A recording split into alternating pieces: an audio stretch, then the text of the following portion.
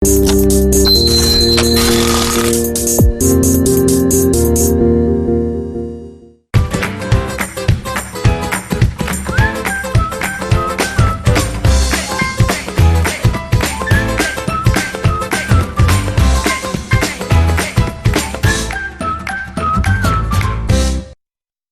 방송에서 제공하는 보험 정보는 투자 판단에 대한 조언입니다.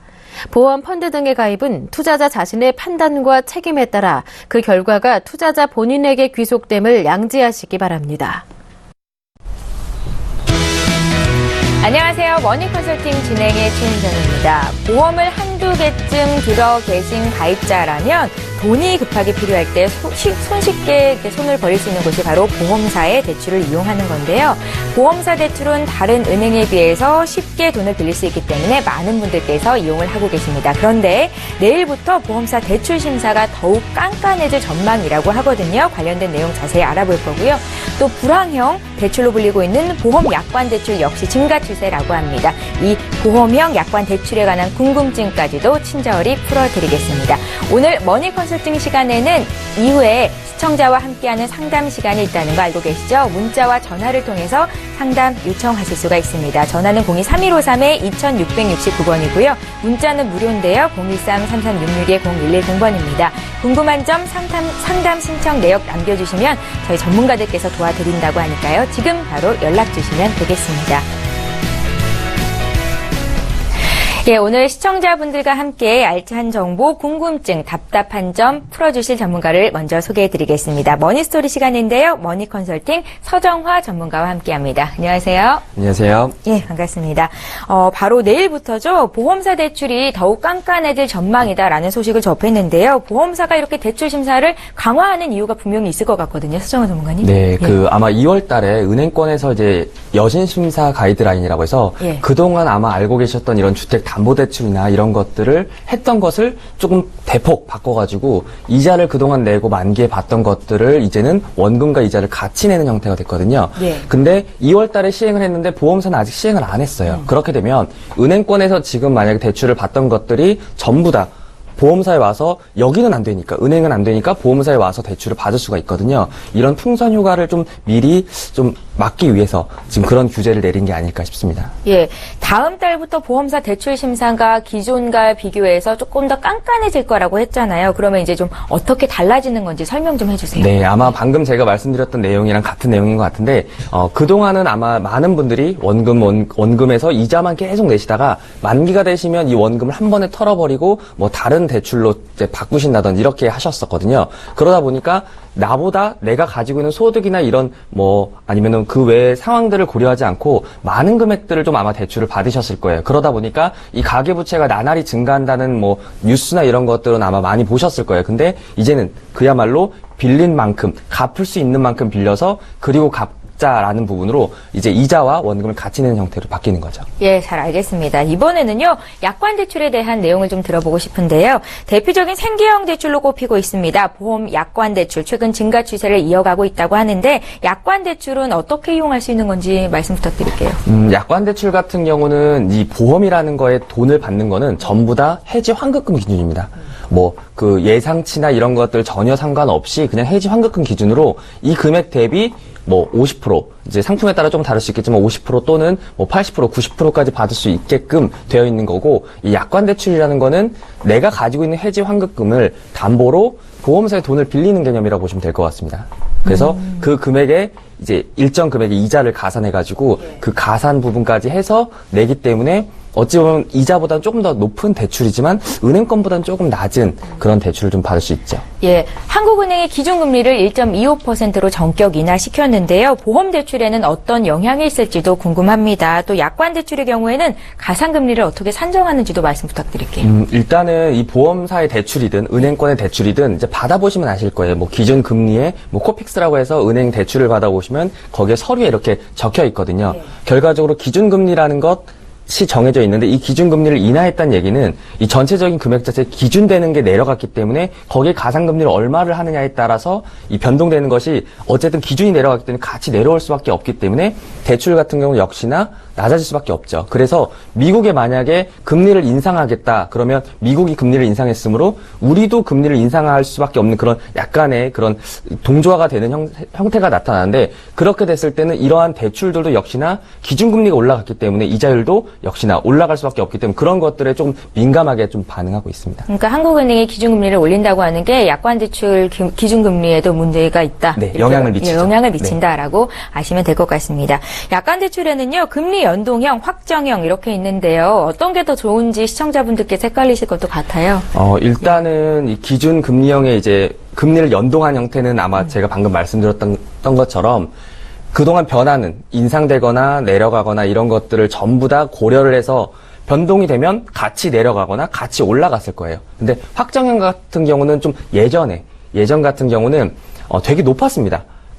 기준 금리 자체가 되게 높았었고, 이런 것들이 금리를 인상할 수 있는 여지에 어찌 보면 선진국화가 되지 않은 저희가 이제 개발 상태에 있던 이 개발도상국일 때는 금리라는 것이 지금 중국 같은 경우는 뭐 7%, 뭐 예전에는 10%대 이렇게 굉장히 높은 발전을 이루다 보니까 이 경쟁 성장률에 따라서 기준금리에 영향을 미치거든요. 그러다 보니까 아무래도 금리가 높다 보니까 이걸 딱 확정 지어놓고 정해놓고 들어가야만 고객들도 예상을 할 수가 있는데, 여기서 금리가 올라가면 계속적으로 내야 될 금액들이 많아지니까 아무래도 그런 부담이 있기 때문에 옛날 당시에는 이 금리 자체를 좀 정해놓고 들어갔습니다. 그래서 금리를 좀 고정하고 들어갔다면 지금 같은 경우 금리가 저금리로 이제 정말 땅이 어딘지도 모르게끔 뚫고 내려가고 있죠.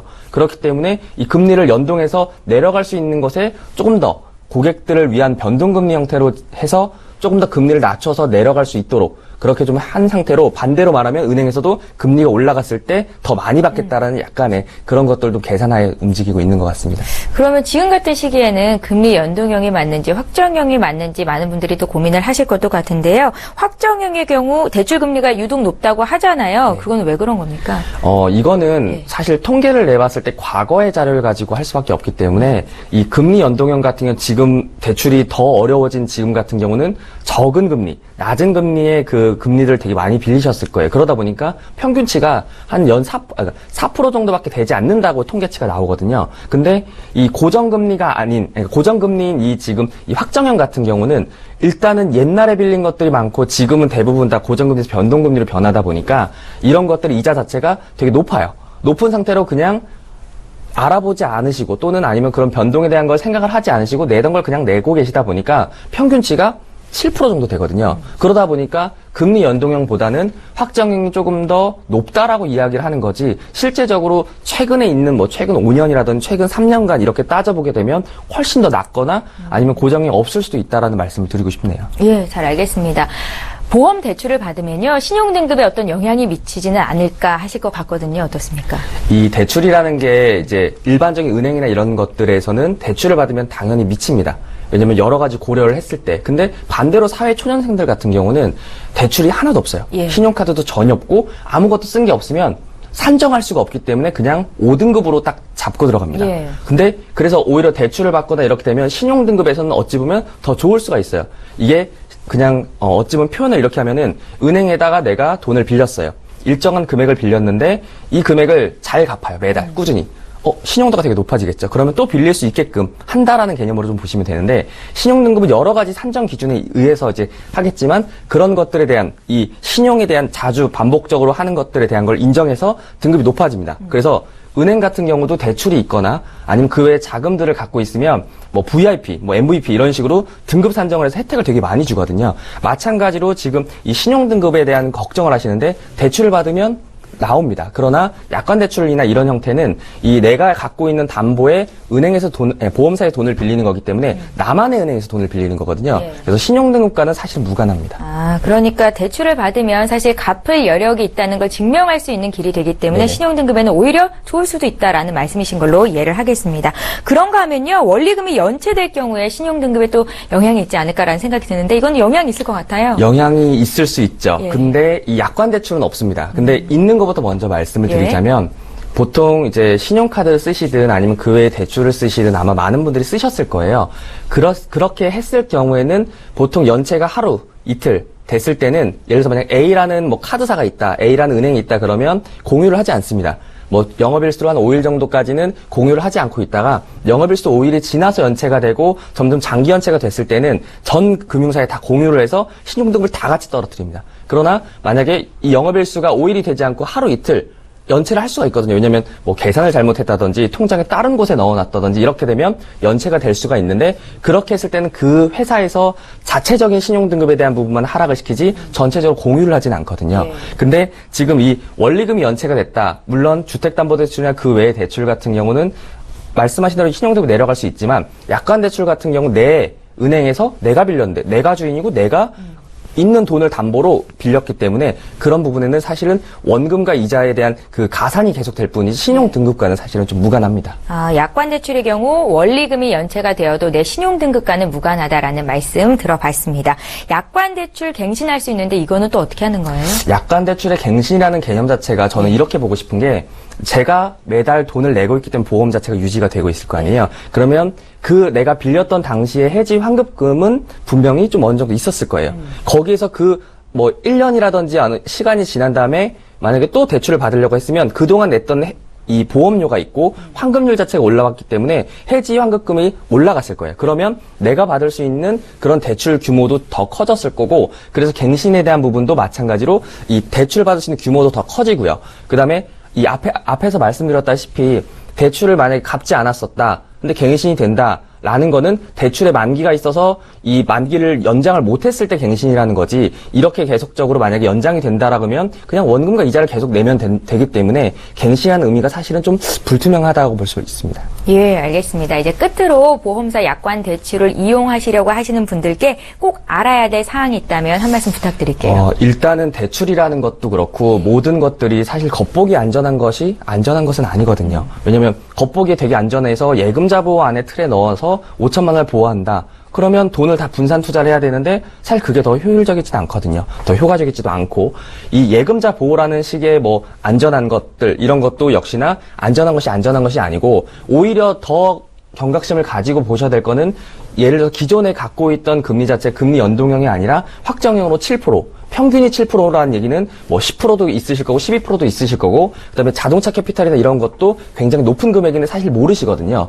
이 대출을 상환하는 데 있어서는 높은 것부터 빨리 상환을 해 나가면서 낮은 금리를 유지하시면서 대출이 없는 게 가장 좋겠지만 먼저 높은 것부터 삭제를 해 가시면서 그런 것들을 조금 효율적으로 하신다 그러면 내가 만약에 7%로 대출을 받고 있는데 아무리 돈을 굴려도 3%밖에 못 굴리고 은행에서 1, 2%밖에 하지 못한다 그러면 이 7%로 빌리면 나는 2%로 벌고 7%로 갚아야 되니까 5%를 손해보는 일이 되기 때문에 이 대출이라는 것 자체는 높은 것부터 빨리 제거를 하셔야 되고 역시나 금리 연동형이 아닌 확정형 같은 경우 있으신 경우에는 먼저 제거를 하셔서 대출을 조금 더 대출 규모를 줄이시는 게 그게 어찌 보면 정부에서 바라는 이 여신심사 가이드라인과 같은 맥락으로 이 빌린 만큼 갚을 수 있는 만큼만 빌려서 갚자라는 그 아마 이야기와 같은 맥락이라고 좀 볼 걸로 저는 말씀을 드리고 싶거든요. 그래서 불필요한 대출 없는 게 좋지만 먼저 높은 것부터 갚아 나가시면 좋겠다는 말씀 드리고 싶습니다. 예, 잘 알겠습니다. 오늘은요, 보험 약관 대출에 관한 이야기 나눠봤는데요. 정리 화면으로 다시 한번 보시고요. 잠시 뒤 시청자와 함께하는 시간 갖겠습니다.